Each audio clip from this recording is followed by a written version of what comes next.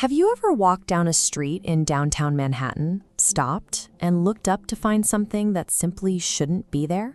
On Thomas Street, a 29-story skyscraper towers over 550 feet in the air.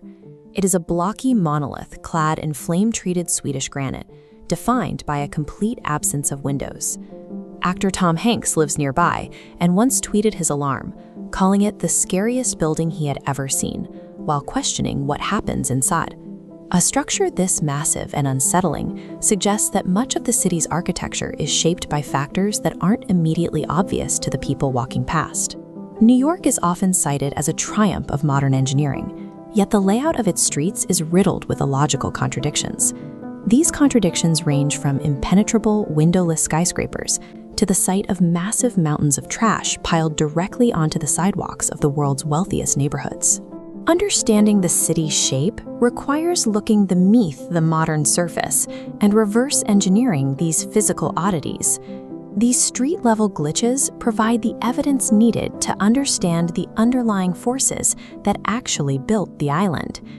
This photograph shows the interior of the 1974 AT&T Long Lines building. It was designed specifically to house machines, with wall-to-wall mechanical switchboards and servers that required high-capacity cooling systems rather than sunlight or fresh air. However, the Project X blueprints reveal a deeper purpose. Those windowless granite walls were heavily reinforced to withstand the pressure of a direct nuclear blast. The defense continues underground, where a massive fallout shelter was built to sustain 1,500 people during a total collapse of the outside world. Leaked national security documents from 2013 added a final layer to the mystery. They identified the building by the NSA codename Titan Point, an active site used for mass surveillance on international phone calls. From Cold War survival to modern data interception, the Thomas Street Tower persists as a highly secure intelligence hub, inconspicuous despite its brutalist design. If we move from the towers down to the pavement, we find another geographic anomaly at the center of global wealth, Wall Street. To see why it's there, we have to look back 8,000 years, to when Manhattan was a dense forest inhabited by the Lenape. In 1624, the Dutch established a fur trading post, but by 1653, their anxiety over a potential English invasion from New England reached a breaking point. They responded by building a literal wooden defensive wall along the northern boundary of their settlement. Though the English took the city without a fight in 1664 and eventually dismantled the barrier, the path that ran alongside it remained permanently etched into the city's geography. The epicenter of modern global finance sits where it does today only because of 17th century colonial military paranoia. As the post-colonial city grew, it required a master layout to organize its expansion northward. This is the 1811 Commissioner's Plan map, which imposed a strict mathematical grid system across the entire island. The plan divided the land into blocks exactly 200 feet deep, separated by 60-foot wide streets. Those blocks were then split into narrow 25-foot wide slivers. By maximizing the number of buildable lots, the plan left zero space for back alleyways. In 1811, waste was minimal. Scraps went to livestock and materials were reused, so planners couldn't conceive of a future defined by disposable packaging. Today, those missing alleys are the reason New Yorkers must pile their trash directly onto the sidewalk. The city's daily logistics are still governed by a 200-year-old failure of imagination. From above, the island reveals itself as a single connected entity, where every building responds to that original 1811 mathematical grid. This city is a compounding blueprint, built on layers of defensive architecture and rigid mathematical precision. Every element, from the windowless granite towers to the trash on the pavement, serves as a physical record of the laws and fears that came before us. Navigating New York means moving through centuries of conflicting plans and ancient defenses that define the city's modern character. If you rent an older apartment in New York City today, you might stumble across a genuinely baffling layout, a full-sized bathtub sitting right in the middle of the kitchen, inches from the stove. Across the park, neighborhoods like the Upper West Side feature a completely different architectural signature: endless rows of historic townhouses with massive, sweeping exterior staircases. Both features are physical scars left over from a time when New York fought a desperate war against urban disease. In the mid-19th century, New York's infrastructure collapsed under the weight of a booming population. The streets were perpetually covered in a thick layer of mud and manure from the thousands of horses moving through the city. To escape the filth, the wealthy used the stoop to lift their primary living spaces high above the street-level muck. This architectural paranoia reached its peak during the Gilded Age. In 1887, developers built America's first dedicated cancer hospital on Central Park West, designed to look like a lavish French chateau. Doctors at the time operated on the mistaken theory that sharp 90-degree corners trapped stagnant air, allowing deadly diseases to collect and multiply in the shadows.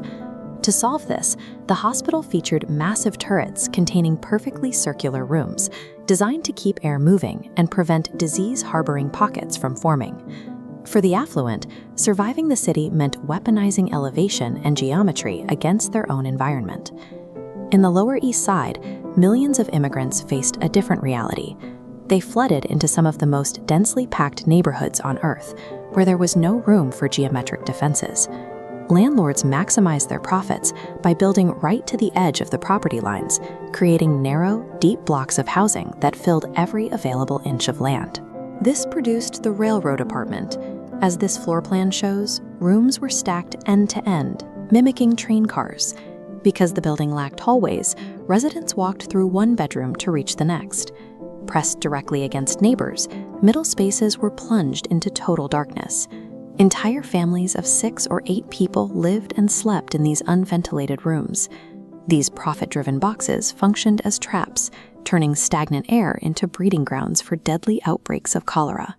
The resulting health crisis finally forced the city to intervene. In 1901, a new housing law mandated that every room have access to air and light. This created the dumbbell plan. Developers were forced to carve out narrow air shafts between buildings to provide a pad for ventilation. In practice, these shafts were claustrophobic, brick-lined pits that allowed very little sunlight to reach the lower floors. They quickly became trash chutes. Tenants used them to dump rotting waste and stagnant water, creating a new localized health hazard at the base of the buildings. Even these mandated architectural changes could not undo the foundational reality of extreme urban density. The 1901 law also required indoor plumbing, mandating at least one toilet for every 20 residents to replace backyard outhouses. But most tenement apartments were too small to accommodate a separate, dedicated bathroom. Landlords shoved bathtubs directly into the kitchen because it was the only wall where water pipes already existed. The strange layouts of historic New York real estate survive today as monuments to a desperate war for survival against the city itself. If you look at the modern New York City skyline, your eyes are immediately drawn to a very specific class of structure. These are the super talls of Billionaire's Row, ultra-thin needles of concrete and glass piercing the clouds. This is 432 Park Avenue. It stands 85 stories tall, built with a pure concrete frame and flat slab floors.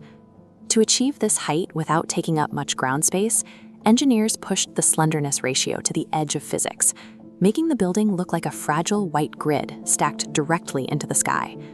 These structures occupy some of the most valuable land on Earth, offering views of Central Park that few will ever see.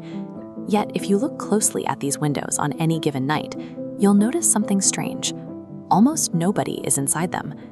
These units aren't purchased to function as homes. They operate as speculative assets. Global billionaires buy these sky-high apartments to park their wealth, leaving them vacant except for perhaps a week out of the year. It creates a situation where the most technologically advanced residential buildings in New York sit empty. To understand how the city's architecture arrived at this point, where massive engineering efforts are used to build spaces that are rarely inhabited, we have to look at how the skyline was originally shaped by the shifting needs of the millions of people living and working below it. Following World War II, the heavy masonry and ornate stone styling of the early 20th century vanished. This photograph shows the Lever House in 1952. It was a 21-story corporate tower wrapped entirely in a skin of glass that hung off the structural frame like a sheer curtain. In 1958, architect Mies van der Rohe designed the Seacrum building across the street. As you can see in this detail, he clad the building in dark bronze and attached vertical I-beams to the exterior. Those beams don't actually hold the building up. They are purely ornamental, used to express a sense of structure and verticality. But his most radical move had nothing to do with aesthetics. Mies physically pushed the massive monolithic tower 90 feet back from the street, giving up incredibly valuable real estate to create something for the public. This was the result: a massive, open public plaza right in front of the entrance. It successfully created a pedestrian oasis in the middle of Midtown, full of fountains and seating. The success of this plaza prompted the city to change its zoning laws in 1961. The government began offering developers height bonuses, allowing them to build taller if they agreed to create privately owned public spaces for pedestrians. While corporate titans were building glass monuments in Midtown, a different cycle was playing out downtown in Soho. Look at this facade. In the late 1800s, developers used cast iron to build manufacturing buildings with massive windows, designed to flood factory floors with maximum sunlight for the workers inside. By the 1960s and 70s, manufacturing had left the city. Without factories to fill them, these giant, light-filled industrial spaces sat completely empty. Then the artists arrived. Painters and sculptors realized these massive rooms were perfect for the giant canvas paintings becoming popular at the time. As you can see here, they moved into these raw spaces illegally, installing their own heat and plumbing to turn factories into studios. They eventually successfully lobbied the government to legalize their living spaces under the Artist in Residence, or AIR, zoning laws. These little AIR signs in Soho today were originally put there to tell firefighters that humans were actually living inside these commercial buildings. By saving these buildings, the artists inadvertently made the neighborhood incredibly cool. Galleries moved in, wealthy buyers followed, and real estate prices skyrocketed. The very artists who rescued these industrial spaces were ultimately priced out of them. Today, New York architecture is pushing the limits of physics. The influx of extreme wealth into the city has created a demand for structures that prioritize exclusivity and extreme height above all else. You can see this structural expression in the New York Times Tower, designed by Renzo Piano in 2007. It exposes its beautiful cross-braced steel structure while wrapping the building in a veil of ceramic rods to block the sun. Other structures are designed to look deliberately unstable. Down at 56 Leonard, the luxury apartments cantilever 20 feet out over the street, looking like a stack of wooden blocks about to tip over. This pursuit of extreme height leads back to Billionaire's Row. Because they are so incredibly thin, these buildings act like a mast. When the wind hits them, the entire structure sways back and forth. To prevent the residents from getting seasick, engineers install a giant mast damper, a massive weight at the top that swings opposite the wind, keeping the building still. It is a marvel of structural engineering. But in these specific residential towers, this technology is used to provide a perfectly smooth experience for owners who, according to housing records, might visit for only a few days out of the year. There is a deep irony to these engineering feats. Engineers have perfected the mass damper to keep these buildings perfectly still, yet the billionaire residents are rarely there to actually experience the stability. Every era of New York architecture acts as a time capsule, from the wooden defenses of a Dutch colony to the windowless fortresses of a surveillance state. Every building records a specific moment in the city's history. We can see the contrast between the mid-century plazas designed to serve the public and the empty glass penthouses in the clouds that exist today. The skyline isn't just made of steel and concrete. It is a physical manifestation of shifting wealth, greed, and the survival of millions of people. The buildings tell us who the city is currently being built for. As the old saying goes, if you ever visit New York, you simply have to remember to look up. Which era of New York architecture is your favorite? Do you prefer the classic Art Deco style or the futuristic super talls? Drop a comment below. If you enjoyed this deep dive, please hit subscribe, smash the like button, and ring the bell. Until next time, keep your eyes open and keep looking through the wide lens. If you